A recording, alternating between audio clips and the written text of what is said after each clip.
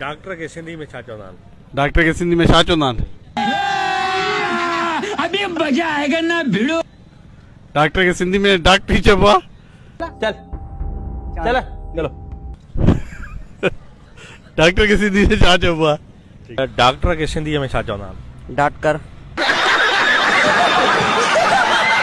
सिंधी में सिंधी में असां डॉक्टर ई चवंदा आहियूं। कॾहिं अकुल ईंदो आहे, कॾहिं शऊर ईंदो आहे, कॾहिं सम्झंदा हो। ॿुधाइजो त डॉक्टर के सिंधी में छा चवंदा आहिनि? सिंधी में डॉक्टर चवंदा आहिनि। अबे साले हाँ?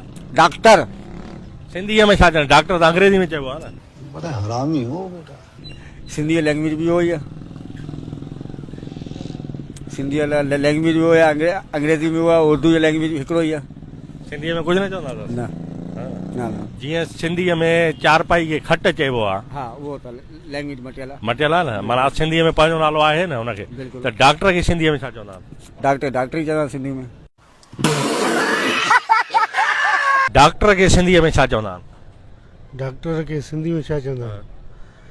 अबे जल्दी बोल, कल सुबह पनवेल निकलना है। डॉक्टर के सिंधी में चवंदा आहिनि हकीम बि चवंदा आहिनि ऐं डॉक्टर के सिंधी में।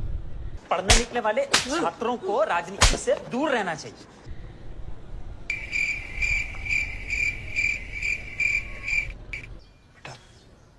तुमसे ना हो पाएगा।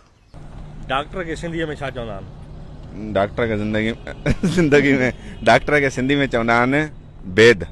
शाबाश बेटा। हाँ? बेद बेद बेद छा आहे? बेद चवंदा आहिनि डॉक्टर के। कौन है ये लोग? कहाँ से आते हैं? बेद छा आहे? छा चवंदा अथसि?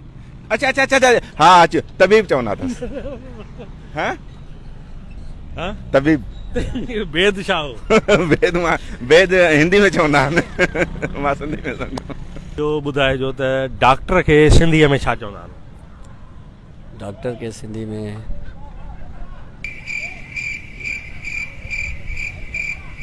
तबीब।